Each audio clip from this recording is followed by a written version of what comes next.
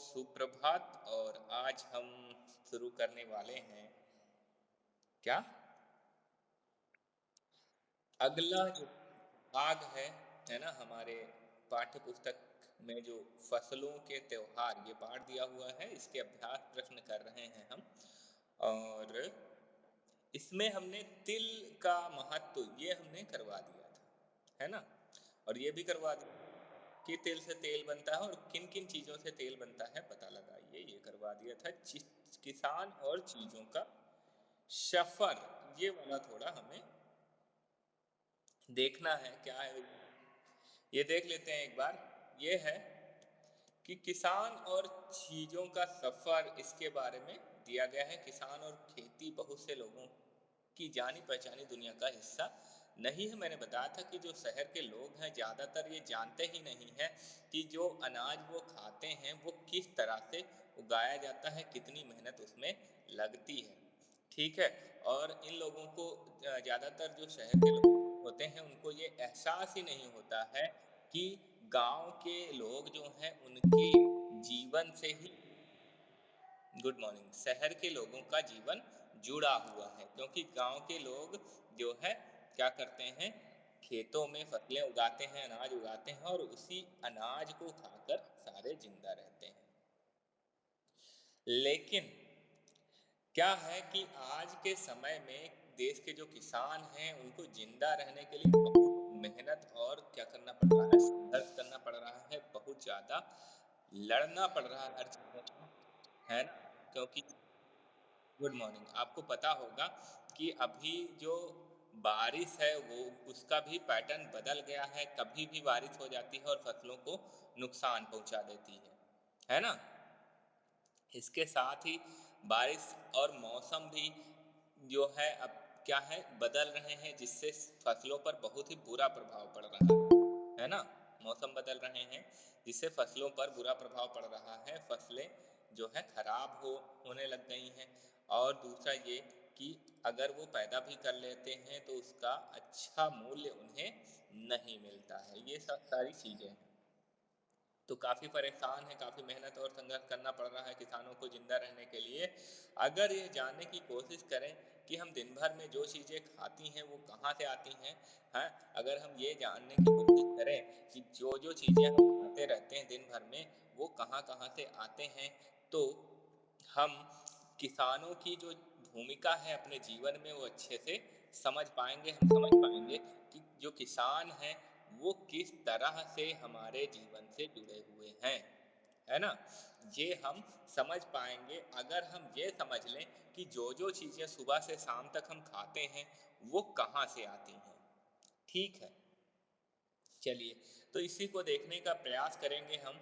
क्या है, आलू की पकौड़ी, बर्फी, आइसक्रीम, जितनी भी चीज़ें आप खाते हैं, कोई भी चीज़ हो, है ना, कोई भी कोई भी चीज हो, समोसे, कचौड़ी, दही बड़े, रसगुल्ले, है ना, एवरीथिंग, कुछ भी हो, इन चीजों के बारे में आप नीचे जो कुछ क्वेश्चन दिए गए हैं इनको देखते हुए जो है आप क्या करो, जानकारी इकट्ठी करो, तब आपको समझ में आएगा कि किसानों से हमारी जिंदगी किस तरह से जुड़ी हुई है। सबसे पहले आप किसी एक चीज को ले लो कि हम इस चीज के बारे में जानकारी इकट्ठा करेंगे। ठीक है, जैसे यहाँ पर है आलू की पकौड़ी, तो आलू की पकौड़ी, अगर हम इसकी बात करें, किसकी बात करें, आलू की पकौड़ी की, आलू की पकौड़ी, ठीक है, इसकी बात अगर हम करें तो आलू की पकौड़ी जो है सबसे पहले किन चीज़ों से बनती है। अनुष्ठा मुझे बताएं, अनुष्ठा बताएं मुझे कि किन चीज़ों से बनती है आलू की पकौड़ी, किन चीज़ों से बनती है। अनुष्ठा।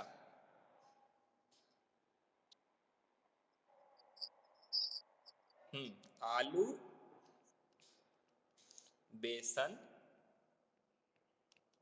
वेंकटेश, वेंकटेश, वेंकटेश शर्मा,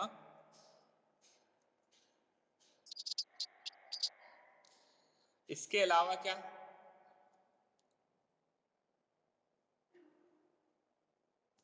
इसके अलावा इसमें हाँ, बताइए? तेल, तेल, अनियन मतलब प्याज और हरी मिर्च।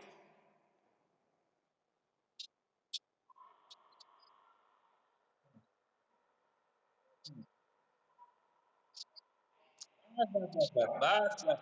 हाँ, हाँ, हल्दी, चलो नमक भी मैं लिख लेता हूँ।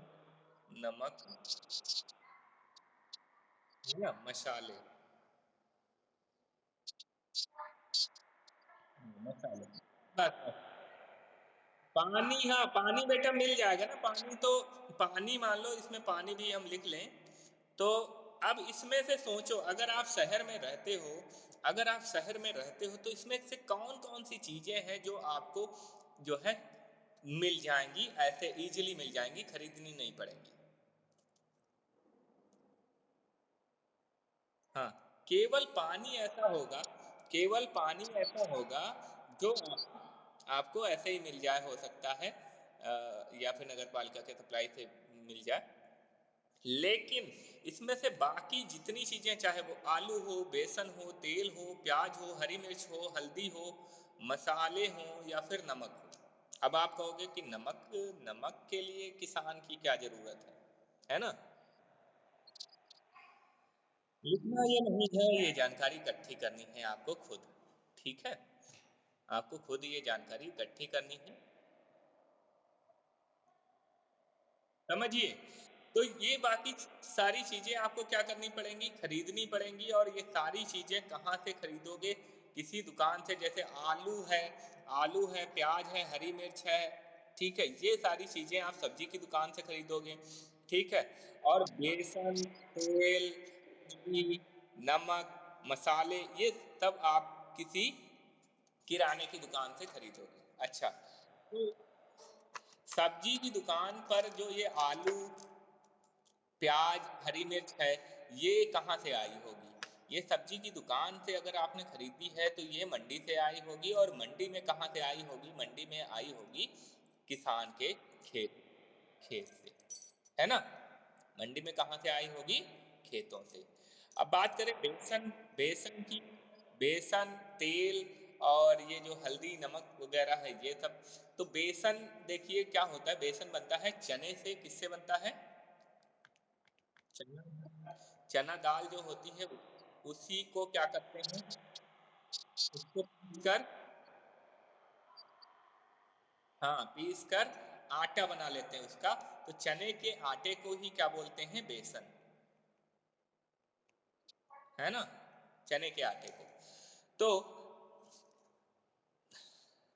बेसिकली चना कहाँ उगता है? चना उगता है खेतों में, यानी कि चना भी कहाँ से आया होगा? खेतों से आया होगा, तब उसकी दाल बनाई होगी, साफ करके दाल बनाई होगी और उसको पीस के आटा बनाया गया होगा। तो ये भी चीज़ कहाँ से आई है? खेतों से ही आई हुई है, किसानों ने ही ये भी चीज़ उगाई है।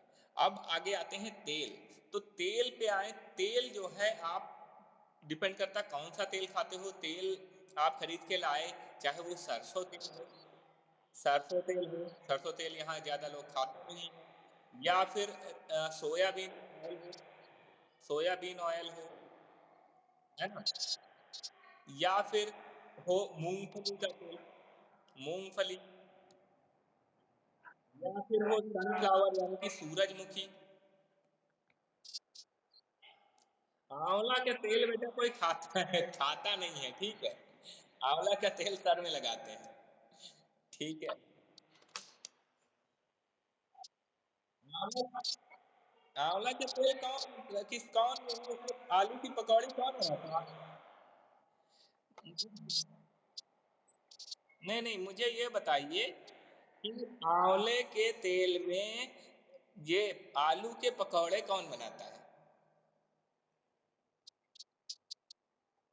तो आंवला का तेल हुँ, तो आंवला का तेल क्यों बता रहे हो हैं?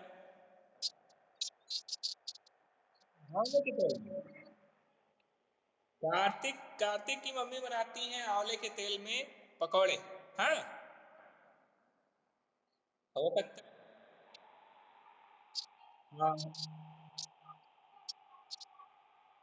अच्छा। हाँ।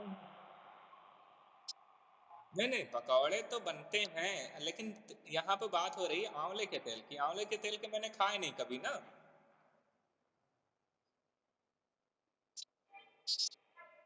चलिए, हो सकता बनते हो सकता है बनते हो, क्योंकि दुनिया में बहुत सारी चीजें ऐसी भी हैं जो हमें नहीं पता है, जो हम नहीं खाते हैं। ठीक है, चलिए। चलिए ठीक है, कोई बात नहीं। तो मैं बात कर रहा था कि सरसों, सोयाबीन, मूंगफली और सूरजमुखी, ये जो चीजें हैं, इन जिनसे तेल ये बन के आया है, ये सारी चीजें ये सारी चीजें कहाँ होंगी? ये सारी चीजें भी खेतों में होती हैं। कहाँ होती हैं? खेतों में होती हैं।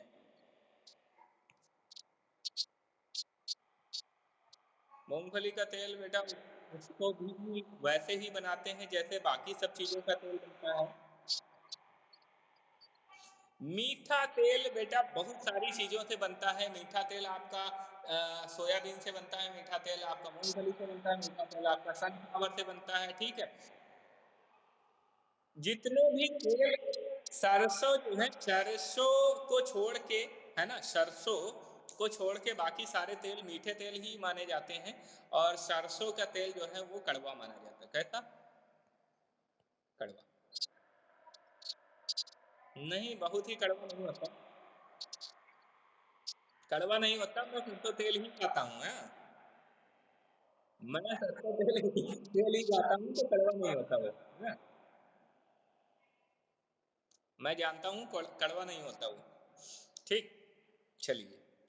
अब बात आ रही थी इनका जन्म कहाँ होता है, तो हम सबको पता चल गया कि इन सब का जन्म कहाँ होता है, खेतों में होता है। बात यहाँ पर मसालों की हो, तो मसाले भी उगाए जाते हैं जो पर्वतीय क्षेत्र हैं, है ना, पहाड़ी क्षेत्र, वहाँ पर मसाले उगाए जाते हैं। तो मसाले मसाले भी जो है उगाते हैं, जो किसान होते हैं वो मसाले भी उगाते हैं। और इसमें नमक बचा हुआ है। ओ सॉरी, नमक बचा हुआ है। तो मैं बता दूं, नमक जो है, नमक भी पानी के किनारे, समुद्र जो होता है ना, समुद्र समुद्र के किनारे खेत बनाते हैं, बड़े बड़े से क्यारियां बनाते हैं। इन क्यारियों में पानी रोकते हैं, और पानी रोक कर फिर बनाते हैं नमक। ठीक है, तो वो भी एक तरह के नमक के खेत ऐसा बोलते हैं। हम्म, उगता नहीं है नमक, लेकिन वो क्या है, पानी लगातार वहां आता है, भरते जाते हैं, पानी भरते हैं, फिर वो सूरज की गर्मी से उड़ जाता है सारा पानी, और नमक बचता है। ऐसे करके ये बार बार पानी उसमें भरते हैं। हम्म,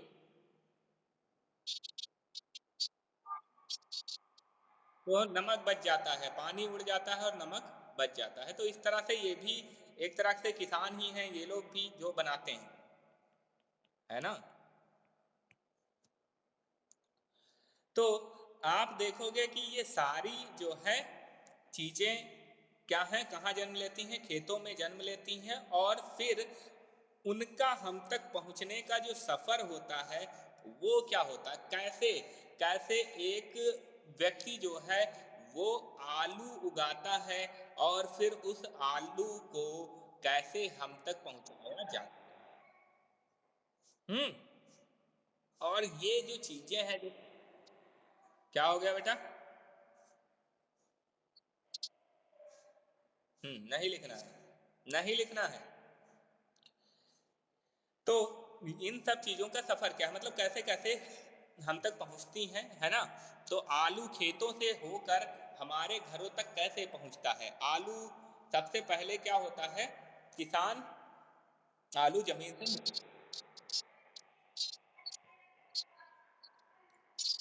आलू के क्या होते हैं, पेड़ होते हैं या पौधे होते हैं? कोई बताएगा मुझे? आलू आलू के पेड़ होते हैं या नहीं होते?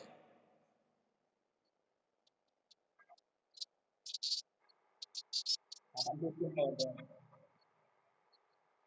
हाँ ठीक है, ठीक है, ठीक है, ठीक है, आलू के पौधे होते हैं। हाँ, आलू के पौधे होते हैं, और उन पौधों पर आलू लगते हैं, है ना।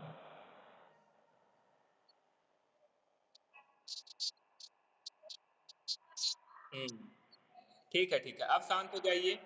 आलू जो है वो ज़मीन के अंदर जो है होते हैं, उनको खोद कर निकाला जाता है और उनको निकाल कर जो किसान है वो क्या करता है, किसी व्यापारी को बेच देता है और वो व्यापारी क्या करता है।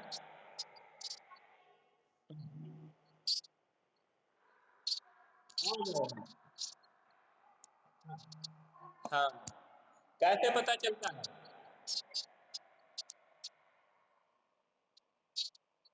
हाँ, बताओ? हाँ।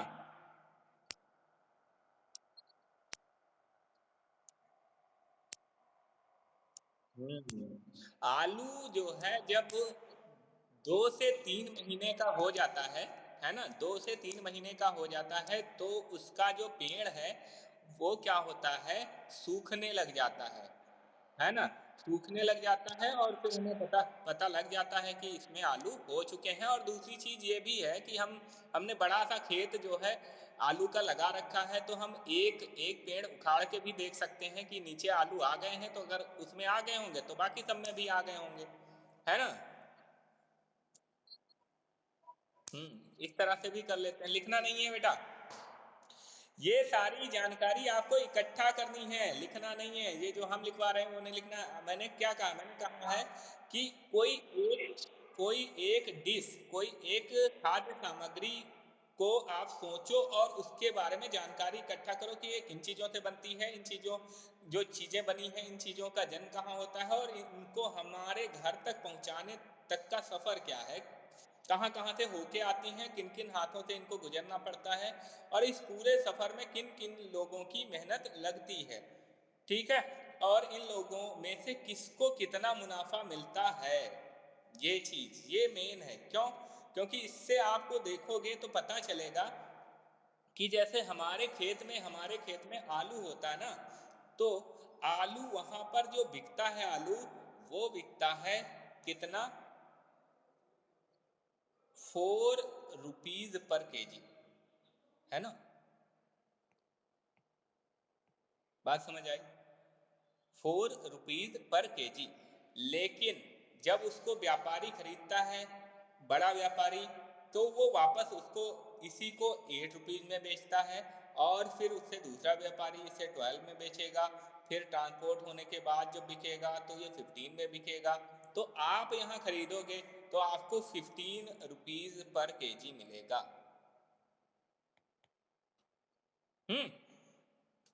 तो जो आलू था उसकी कीमत क्या थी? 4 रुपीज़, है ना? लेकिन मिल जो आपके घर तक आ रहा है वो 15 रुपीज़ का आ रहा है, तो इसका मतलब बीच में बहुत सारे लोग ऐसे हैं जो इससे क्या कमा रहे हैं? फ़ायदा कमा रहे हैं, है ना?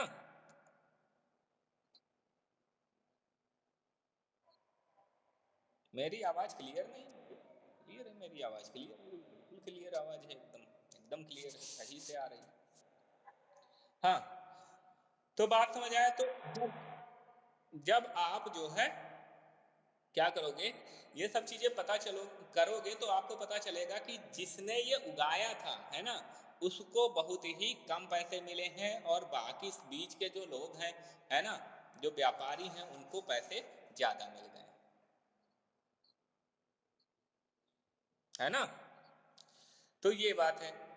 और दूसरी बात ये है, इसको अच्छे से समझने के लिए आप जब क्लास 6 में पहुँचोगे ना, तो सामाजिक एवं राजनीतिक जीवन के बारे में पढ़ोगे तो आपको पता चलेगा। ना? कि इन लोगों का जीवन कैसा है। अब आगे बढ़ते हैं। तो ये आप जानकारी इकट्ठा कर सकते हो। आपको ये खुद से करनी है, ठीक है? आपको खुद से करनी है, इकट्ठा करनी है जानकारी और यहाँ राइट डाउन करना है। चलिए नेक्स्ट हम हुँ, पॉइंट वाइज़ लिख लेना। अब आते हैं खास पकवान पे। देखो, गया जो है, गया कहाँ है? गया है बिहार में। कहाँ है? बिहार। गया बिहार में है और इस पाठ में बिहार के बारे में बहुत कुछ ही बताया गया है ना। यहाँ पर जो भाषा है वो भी कैसी भाषा है? बिहार वो भोजपुरी हम्म, भोज हाँ, भोजपुरी है। और गया शहर जो है तिलकुट के लिए प्रसिद्ध है। हमारे देश में छोटी-बड़ी ऐसी कई जगह हैं जो किसी ख़ास पकवान के लिए मशहूर होती हैं। आपको पता होगा कि जैसे बहुत सारी जगह हैं जो किसी ख़ास पकवान के लिए प्रसिद्ध होती हैं। जैसे आगरा का नाम आपने सुना होगा, जो आगरा है वो पेठे के लिए प्रसिद्ध है। किसके लिए? पेठा, है ना? आगरा जो है पेठा जो मिठाई है उसके लिए प्रसिद्ध। ऐसे ही एक जगह है संडीला। ऐसे ही एक जगह है संडीला। संडीला और यहाँ के जो लड्डू हैं, लड्डू, ये लड्डू बहुत ही अच्छे होते हैं संडीले के, है ना?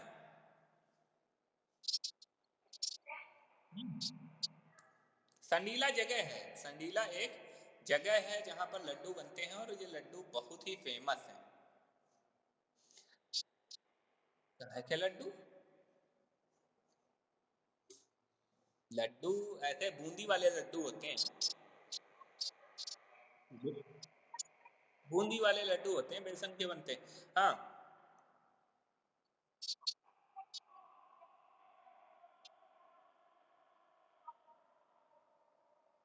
हाँ।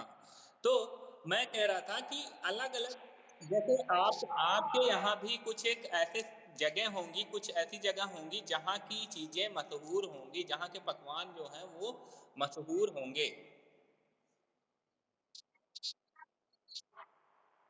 हाँ, लड्डू तो आते हैं, लेकिन मैं कह रहा हूँ कहाँ के मशहूर हैं, कहाँ के फ़ेमस हैं, लड्डू कहाँ के फ़ेमस हैं, संडीला के। पेठा कहाँ का फ़ेमस है, आगरे आगरे का। बर्फ़ी कहाँ की फ़ेमस है, बरेली की। हुँ, ये चीज़ें मैं बता रहा हूँ। फ़ेमस होने की बात बता रहा हूँ, फ़ेमस होने की बात बता रहा हूँ। ठीक है? तो आपके आस-पास कोई ऐसा ऐसा शहर है जहाँ की कोई पकवान विशेष रूप से प्रसिद्ध हो? हुँ? पता है आपको? नहीं पता? अरे! हुँ। आपके आस-पास कोई ऐसा शहर, कोई ऐसा जगह नहीं है जहाँ की चीज़ें मशहूर हों? हुँ? अच्छा, गोडेगाँव में। हाँ, तो ऐसे हुँ? हरियाणा देखो, हरियाणा पूरा स्टेट हो जाता है। हरियाणा जो है वो बहुत बड़ा है, वो एक स्टेट है, उसके अंदर बहुत सारे शहर, बहुत सारे गाँव हैं। तो कोई जगह का नाम मैं पूछ रहा था, ठीक है? राजस्थान बेटा बहुत बड़ा है, उसमें अलग-अलग जगह पे अलग-अलग चीज़ें फ़ेमस हैं, है ना? जैसे राजस्थान में घेवर घेवर जो है वो बहुत फ़ेमस है। घेवर एक मिठाई होती है। बीकानेर में घेवर बहुत अच्छा मिलता है। पेड़े और पेठे में बहुत ज़्यादा अंतर है। पेड़ा जो होता है, हाँ, पेड़े गोल होते हैं और पेठा मिठाई नहीं होता।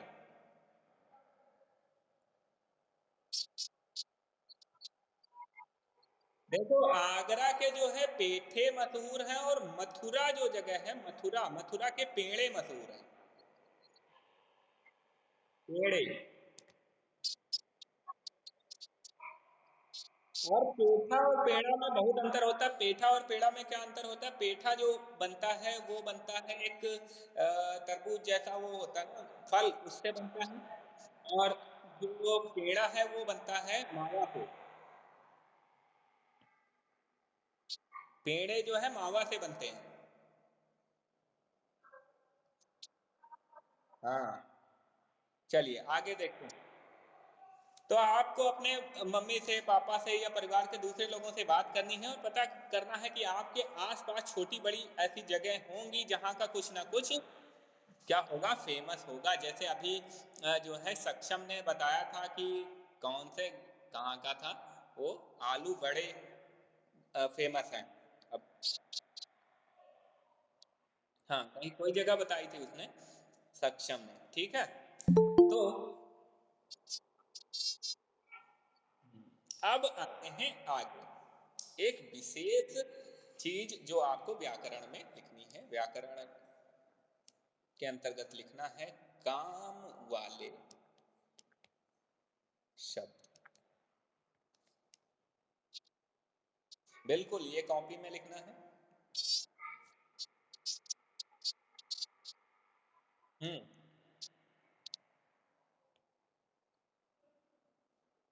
काम वाले शब्दों से यह पता चलता है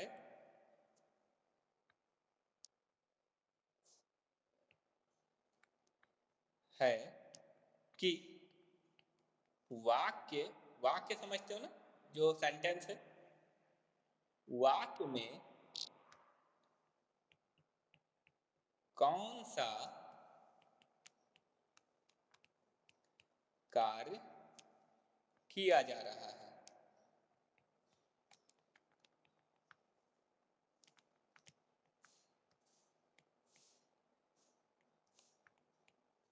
काम वाले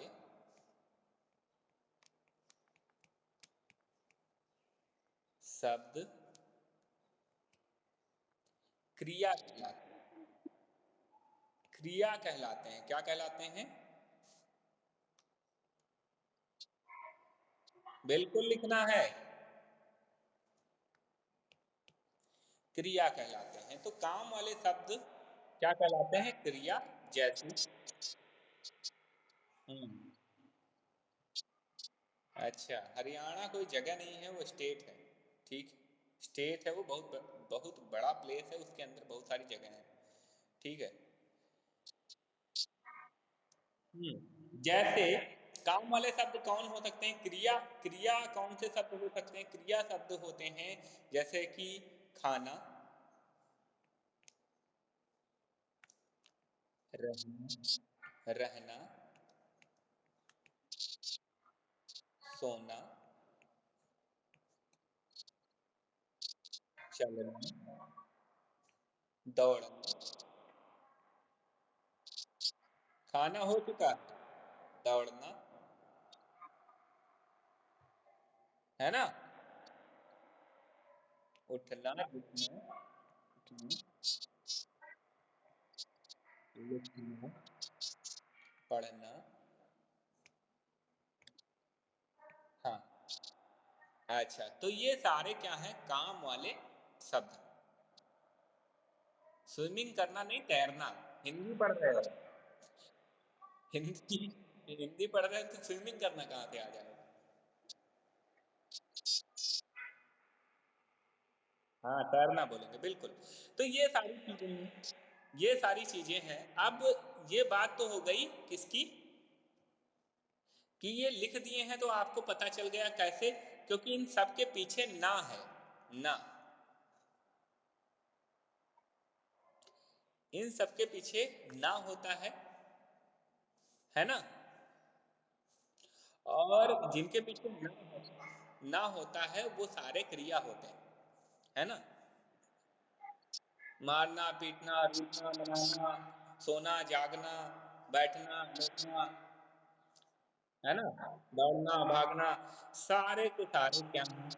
क्रिया हैं। अच्छा, लेकिन गाना बजाना, हाँ, बिल्कुल, गाना बजाना सब। बिल्कुल, बिल्कुल। बस, शांत हो जाओ, शांत। लिखना है, बिल्कुल लिखना है ये। और दूसरी बात ये भी है, लिखने के साथ आपको क्या करना है, आपको अपने जो ये पाठ है, कौन सा पाठ? कौन सा पाठ है? फसलों के त्योहार से 10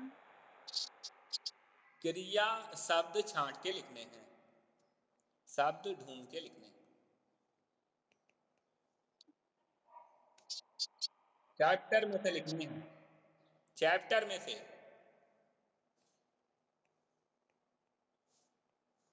है ना? ये कहाँ से करने हैं? पाठ से।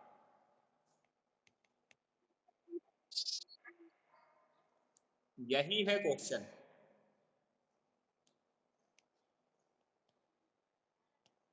यही प्रश्न है। और इस पर थोड़ी और चर्चा हम करेंगे अगली क्लास में, है ना? तो ऊपर जो लिखा है ये हेडिंग है, ये आपको ऐसे ही जैसे लिखा है वैसे ही लिख लेना है। इसमें क्वेश्चन आंसर नहीं है, ये डिफिनीशन है, क्या है, परिभाषा है। ठीक है? तो आज के लिए इतना ही। खुश रहिए, मस्त रहिए, पढ़ते रहिए और